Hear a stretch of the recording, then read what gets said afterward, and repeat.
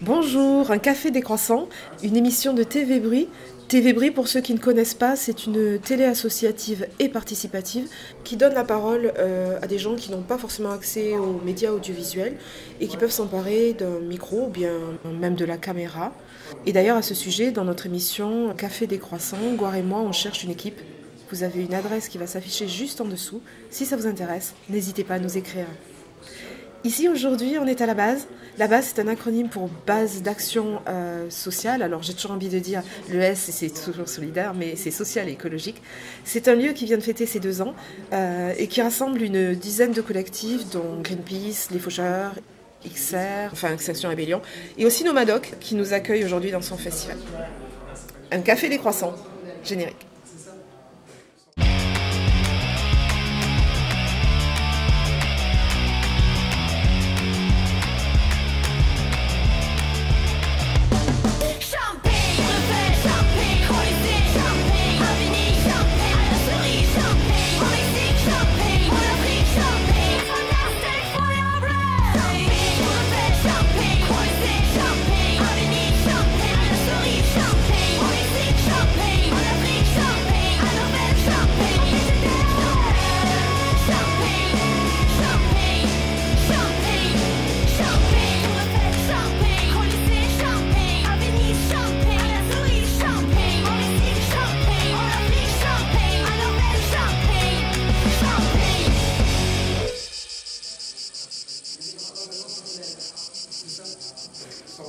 Bonjour, Chloé, tu fais partie de Nomadoc.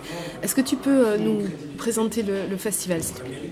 Alors déjà, Nomadoc, pour faire court, donc c'est une association culturelle qui, par le biais de documentaires, cherche à lancer le débat, à faire un petit peu de l'éducation populaire sur la transition écologique et sociale. Et du coup, nos actions notamment, ça va être des petites interventions, donc des petits ciné-débats dans des lieux un peu partout dans la région. Et aussi des festivals, donc celui-ci, on en fait en moyenne 2 fois par an, le dernier c'était en avril. Et du coup le festival là, donc le thème c'est la création pour la transition. Et du coup on a pensé à montrer un petit peu des artistes, donc on a Mao qui a fait des dessins pour repenser le futur, on a des jeux de société engagés, et il y a aussi du coup, des projections qui seront suivies par des débats. Voilà. Ok. Ben, c'est vrai que la base, c'est un lieu qui est militant et qui est un lieu ressource aussi pour les militants qui peuvent venir ici pour créer des actions, en tout cas pour se préparer à des actions. Et c'est vrai qu'entre le thème de Nomadoc, qui est sur la création, et ce fait-là, on s'est dit que l'artivisme, ça pouvait être un bon sujet d'émission, et c'est donc celui qu'on a choisi. Donc l'artivisme, c'est ce mot qui est un petit peu malin des années 90, qui mélange l'art et l'artivisme. Et on a un plateau donc pour nous en parler. Chloé, je vais te libérer parce que je crois que tu as pas mal de choses à faire dans le festival. Merci beaucoup. Je vous présente, je commence par toi peut-être, Quentin. Tu me dis si je me trompe, mais tu es coordinateur d'un collectif d'artistes à Toulouse qui s'appelle Salade Suprême. Et vous vous êtes fait connaître par, c'est pas un projet, mais c'est une action, c'est un lieu, c'est tout un univers qui s'appelait Baba Yaga. On vous connaît grâce à ça. Bernard, tu es un militant contre l'autoroute A69 et tu n'es pas le seul autour de la table. On a aussi Pierre qui est funambule, metteur en scène, musicien, j'oublie plein de trucs, mais aussi militant. La voix est libre comme Bernard contre l'A69. Le sujet va peut-être s'inviter sur aujourd'hui. Et tu es aussi militant pour une autre voie, qui est l'alternative à l'autoroute. On aura aussi Erwan qui viendra nous rejoindre un peu plus tard. Erwan, c'est un militant qui est plutôt adepte de la désobéissance civile. Et puis Gouard, c'est le mec à la technique. Coucou Gouard. Je ne sais pas si on te voit ou pas. Voilà, c'est lui Gouard. Gouard est allé faire un reportage auprès d'une personne qui garde l'anonymat et qui nous parlera d'éco-sabotage un peu plus tard dans l'émission. Donc nous, on a fait nos 2 modestes... très modeste. 2 minutes d'artivisme avec Gouard il n'y a pas très longtemps, il y a quelques semaines. C'est à l'occasion d'une action dans le Tarn, au château de Scopon, qui s'appelait Veillée d'arbres. Et c'était en hommage à toute cette nature qui avait été saccagée par l'autoroute, par le projet d'autoroute, C'est vrai que c'était une belle action, ça nous a inspiré ces 2 minutes-là. Et on fait un petit coucou d'ailleurs à Bernard du château de Scopon et à son association, parce qu'ils se battent pour ce château et pour la préservation d'arbres multicentenaires. Donc coucou Bernard, on vous montre la vidéo.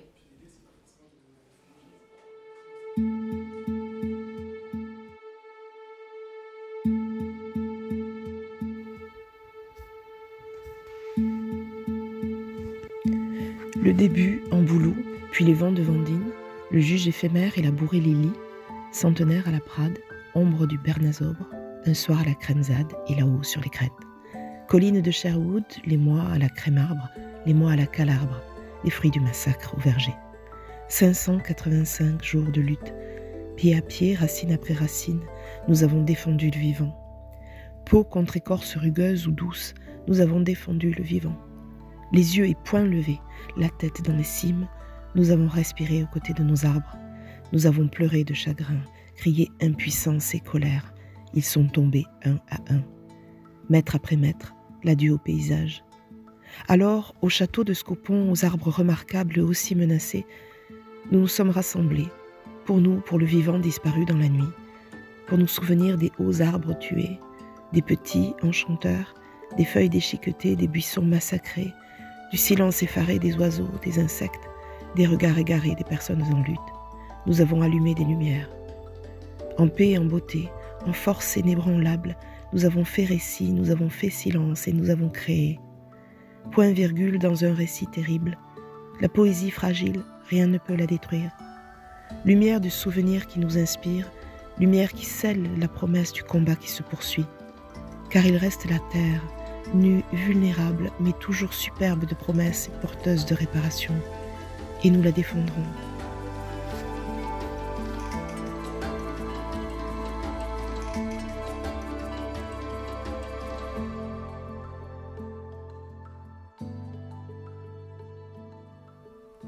Quentin, c'est un petit peu particulier parce que le projet Baba Yaga, tu vas nous l'expliquer, tu nous en parleras, mais je crois que le mot de militantisme, il n'a pas été évident du tout pour le collectif, il est peut-être même discuté. Ouais, il y avait énormément de gens qui nous prêtaient des intentions qui étaient, alors pas complètement à l'opposé bien sûr de ce qu'on avait en tête, mais c'était pas ce qu'on revendiquait haut et fort dès le départ. On n'avait pas une ambition aussi démesurée que de dire ouais là on est en train d'essayer de monter une nouvelle voie, un nouveau type d'usage aussi des espaces vacants qui servent à rien.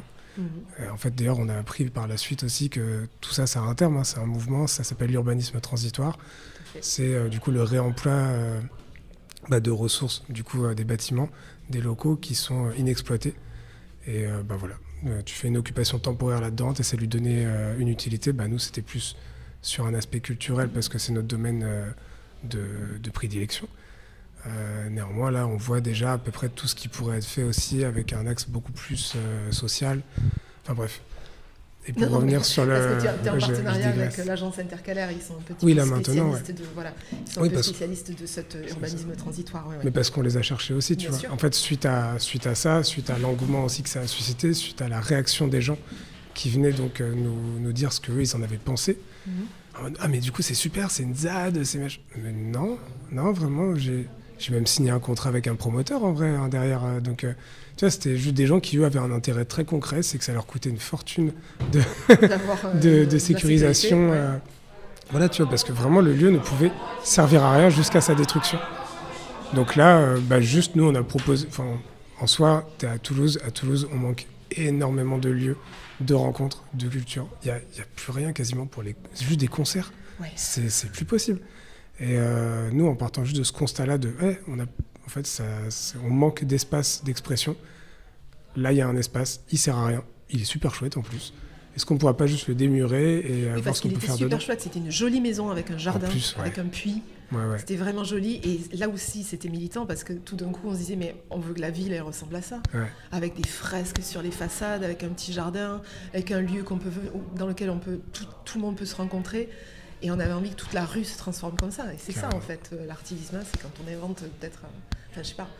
Vous l'avez pas vu tout de suite comme un acte militant, mais ça le devenait. Non, ouais, c'est ça. Par contre, nous, on voyait tout le potentiel qu'il pouvait y avoir sur ce projet-là. Après, dans le contrat, le fameux contrat qu'on a signé, il n'était pas du tout question de faire rentrer du public, ni dedans, ni en extérieur. On savait qu'on n'allait pas avoir les autorisations non plus.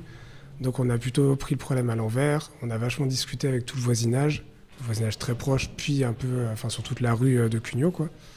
Et les gens étaient vraiment curieux de ce qui se passait dans la fameuse maison de Paulette. Parce que tout le monde a connu la petite dame qui vivait là avant.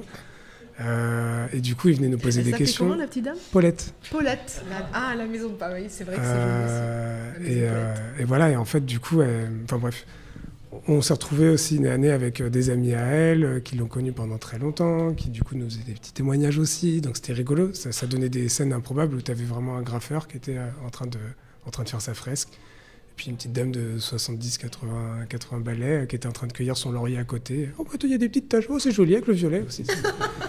Et en fait, voilà, donc progressivement, on s'est rendu compte que les gens, en tout cas, ils avaient vraiment envie de pouvoir aussi bénéficier de ce lieu, de pouvoir se l'approprier eux aussi, parce qu'il y avait comme des barres d'immeubles tout autour depuis un bout de temps, une bonne vingtaine, trentaine d'années qui s'étaient montées.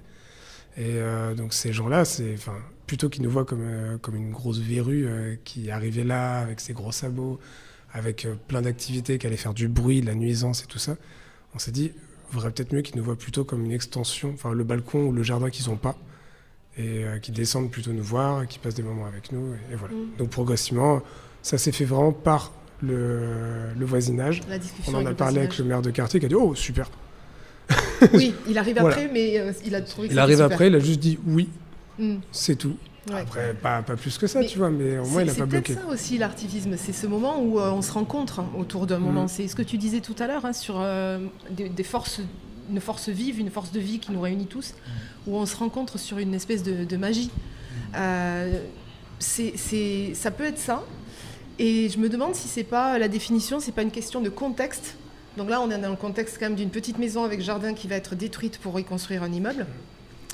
C'est un contexte particulier. Puis après, il y a les moyens qui sont utilisés, qui sont des moyens artistiques. Est-ce que finalement, c'est pas ça la définition de l'artivisme ? On prend des moyens d'art et dans un contexte particulier, ça devient de l'artivisme.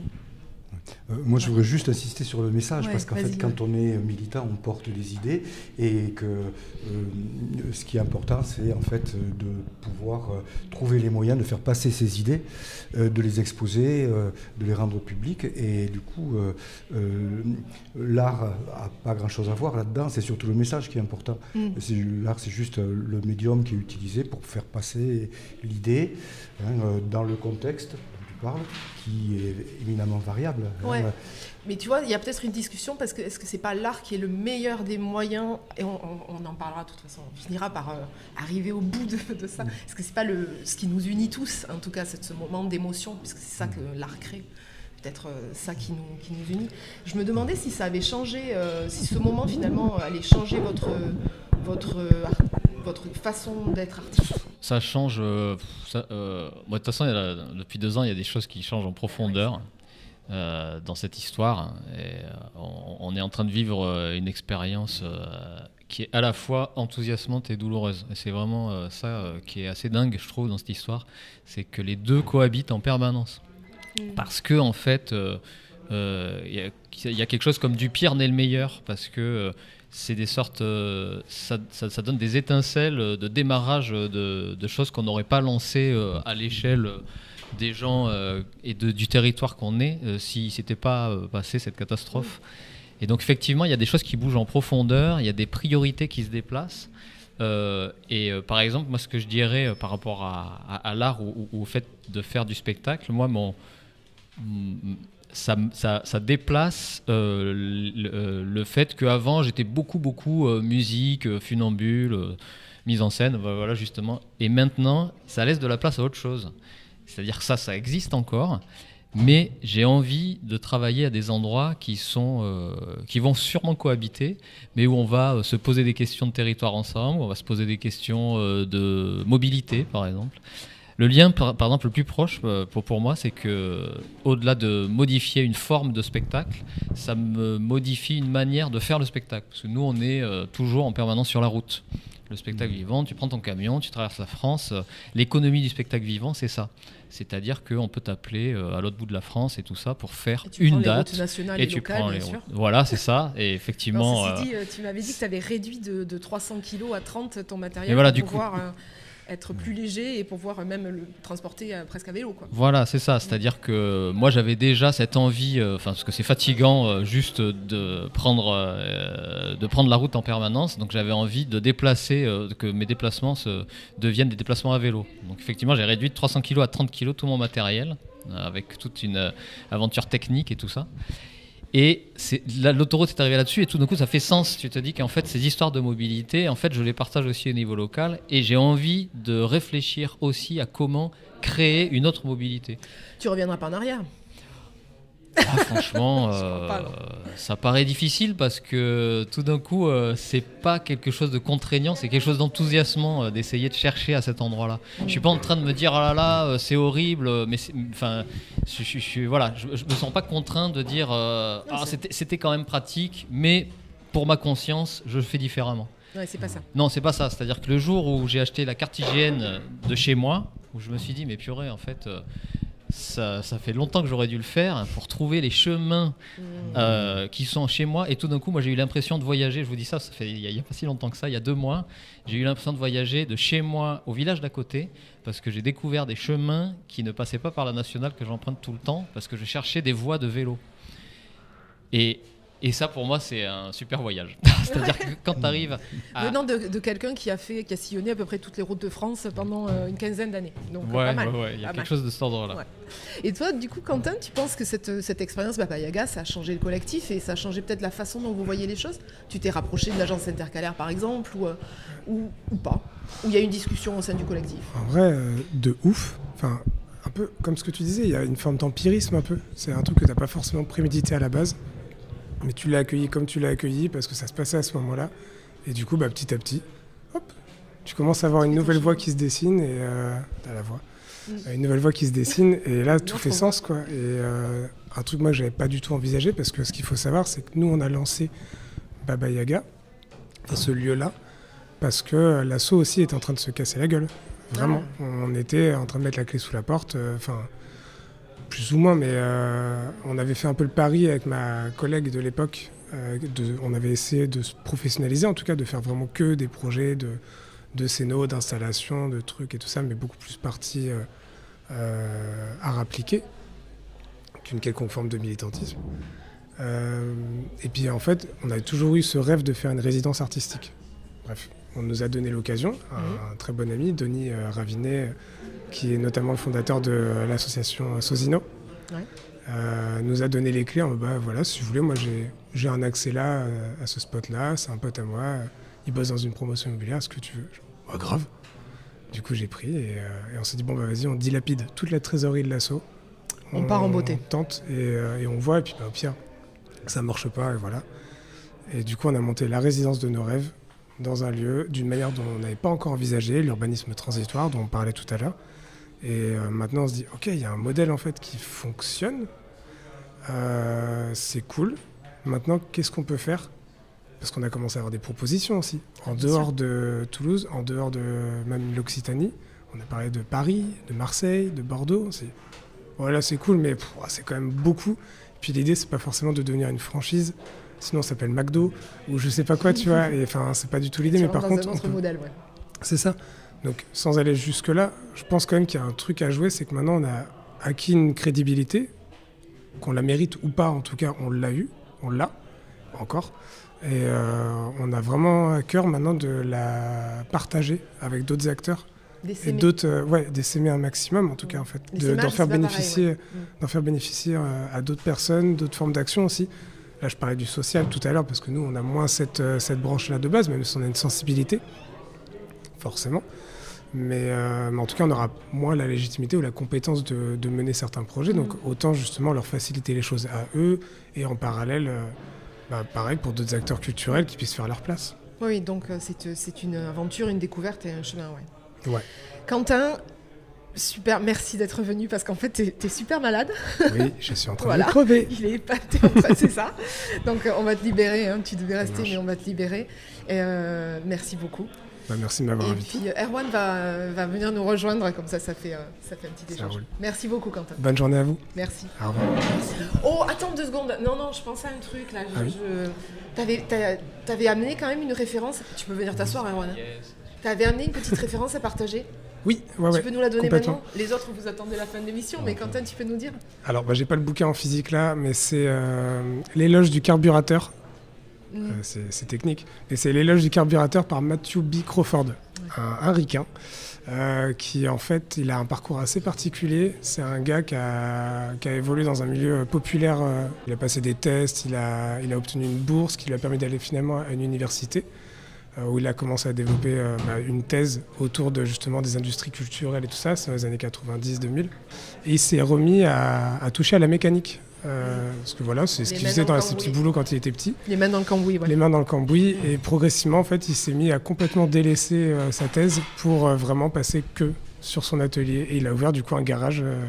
Il est mécano, moto, accessoirement, mais il continue encore à écrire plein de thèses et tout autour de justement le rapport entre la pratique et la théorie dans la créativité, dans la création, dans l'art. Merci. Merci de ce partage, Quentin. Avec Merci plaisir. et bon retour. Ouais. Soigne-toi bien. Merci. Au revoir. Bonjour Erwan. Salut. Salut. Content de vous rejoindre. Ouais. Erwan, tu es militant anticapitaliste. Je crois, alors je vais peut-être pas spoiler, je crois qu'on n'était pas tout seul, mais autour de la table, mais dans cet endroit. Mais tu es plutôt adepte de la désobéissance civile. Et dans ce festival Nomadoc, il y a un documentaire, un court-métrage qui t'est consacré. On va en regarder un très court extrait. Si Gouard veut bien lancer la vidéo. T'es là, t'es à la BAT, tu participes à des assos, t'es plus dans le monde du travail et t'as un procès au cul.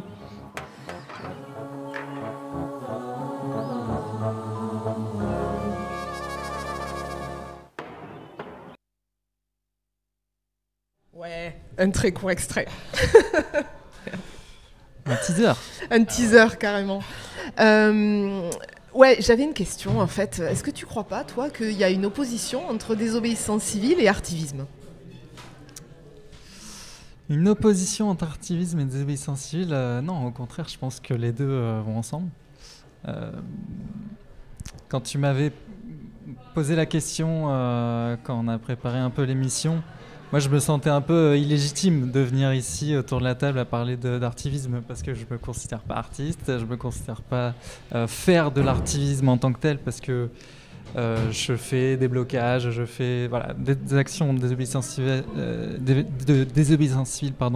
diverses et variées.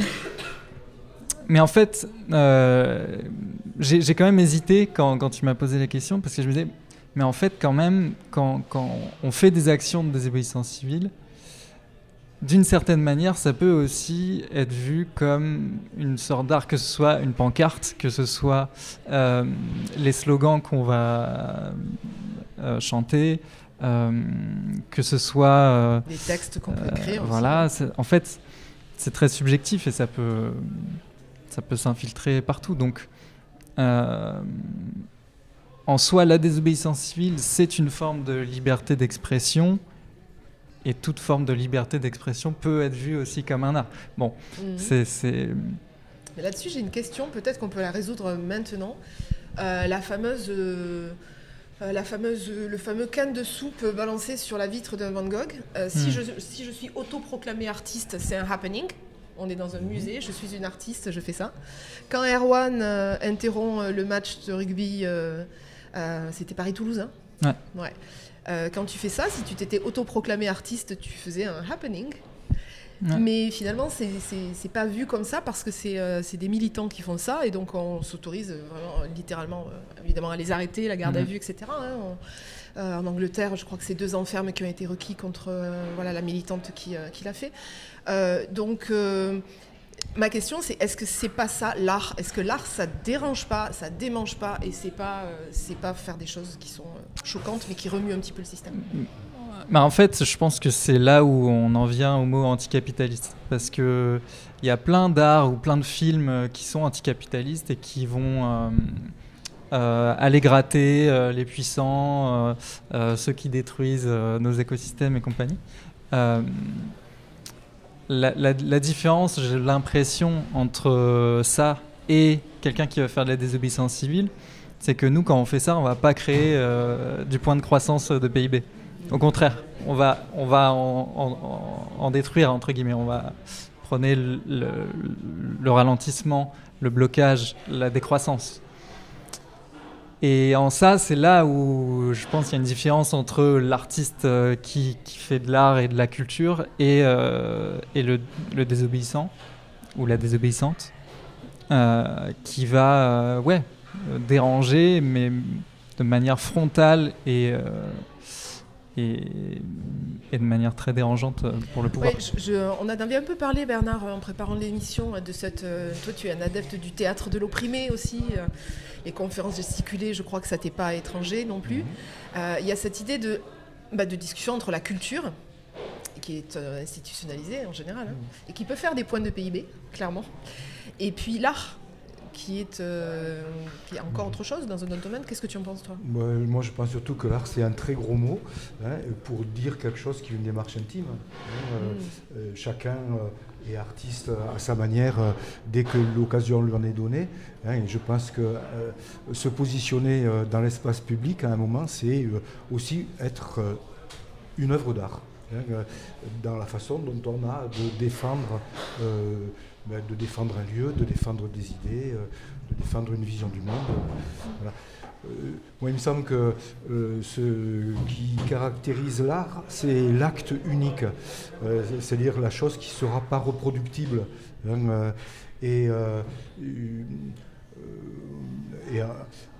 ce sens-là, je pense que chacun a la capacité ou chacun est artiste à sa manière. Moi, je suis assez fasciné par la richesse des productions culturelles qu'il y a autour des luttes d'une manière générale. Et je trouve que notamment la lutte autour de la 69, là, je me suis trouvé une âme de collectionneur. J'ai compilé le plus possible de traces graphiques, de traces audio, vidéo, de textes aussi. Et c'est vrai que c'est assez fascinant de voir la richesse, la générosité, la diversité, alors la diversité de tout, la diversité des supports, la diversité des moments, voilà. Oui. Moi, effectivement, ça me fait.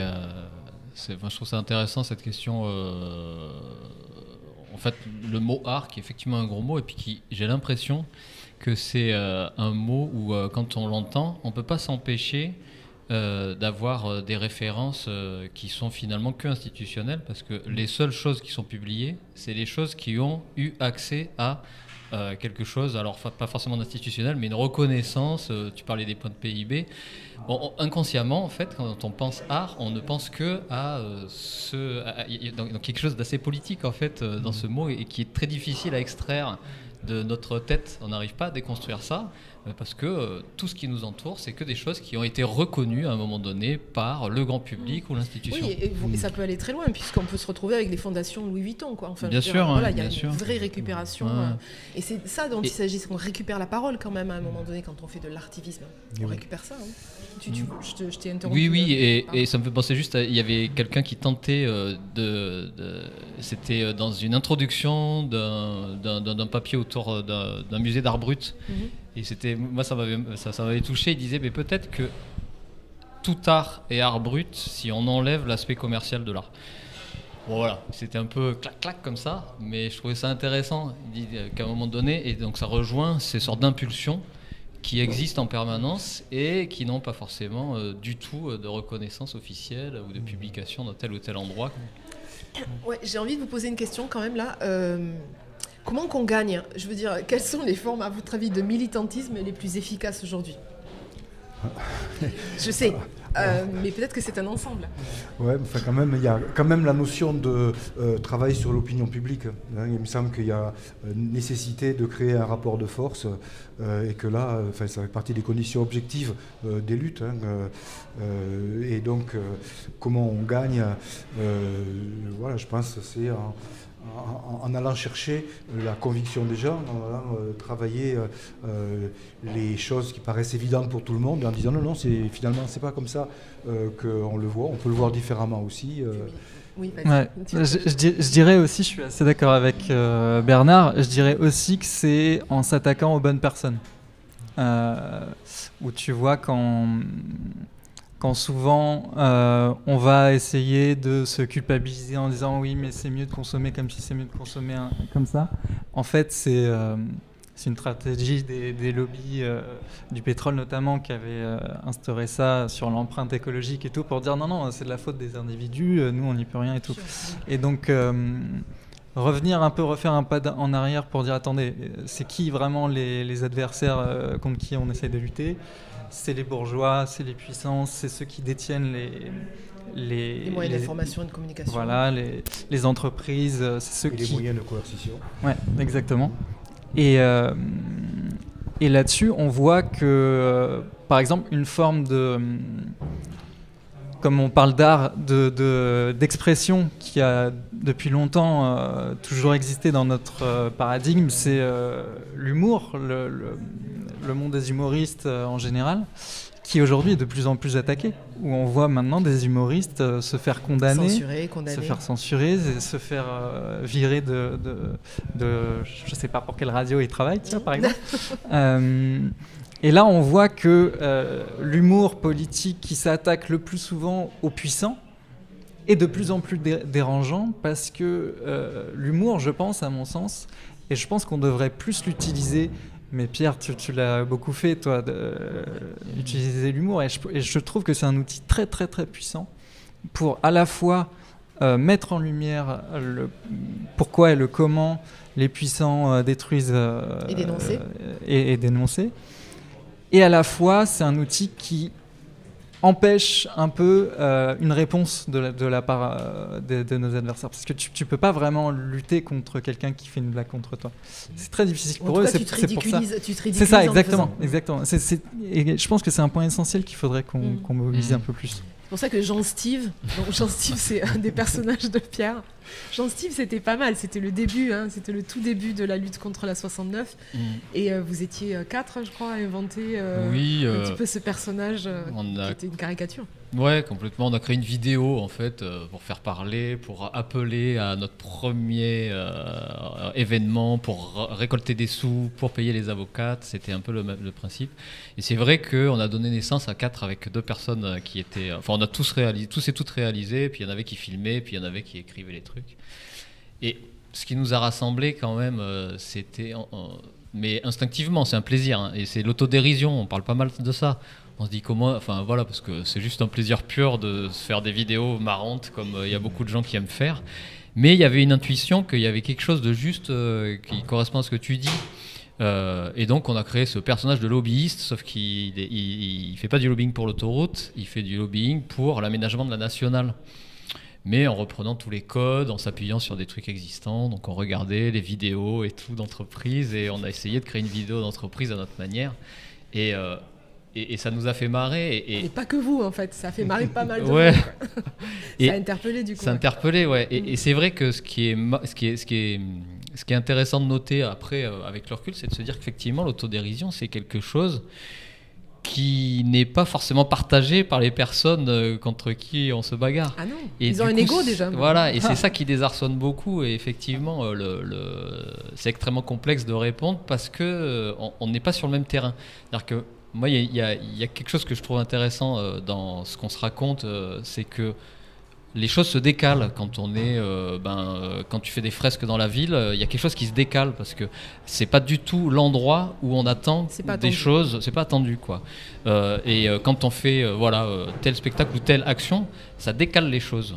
Et du coup, en permanence, il y a quelque chose qui déroute et Et de semer le trouble, c'est quelque chose qui permet de faire avancer les choses, je pense, plutôt que d'être dans des oppositions qui sont frontales, où les personnes ont l'habitude en face, ils savent se confronter. C'est-à-dire quand on est dans une confrontation directe, on est sur le même terrain. C'est des professionnels de la confrontation. Voilà, Et du coup, c'est pour ça qu'à mon sens, par rapport à ce que tu dis aussi, comment est-ce qu'on gagne ? Moi, j'aurais tendance à avoir envie de me poser la question de comment est-ce qu'on avance. Parce que gagner, ça veut dire gagner ou perdre. C'est-à-dire qu'on est encore dans cette confrontation. Et puis c'est aussi notre histoire de l'autoroute. C'est-à-dire que tout le monde se pose la question, il y a toujours, est-ce que vous pensez que l'autoroute va s'arrêter ou pas ? Ou est-ce que c'est pas un peu inutile, perdu d'avance ? Et en fait, c'est des questions qui, moi, ne me résonnent pas. Parce que, en fait, la question, c'est pas si c'est comment est-ce qu'on avance vers quelque part. Donc c'est comment est-ce que ce qui se passe là fait avancer les choses à un endroit qui n'est ni gagner ni perdre. Alors évidemment, peut y avoir à un moment donné sur le chemin le fait de gagner ou de perdre des choses précises, mais dans le fond, même si les choses... Si le pire devait arriver sur la 69, les choses avancent malgré tout. N'empêche qu'ils ne vont pas pouvoir faire de la même manière ailleurs, etc. Et donc nous, en fait, sur le long terme, sur le moyen terme et sur le long terme, les choses avancent.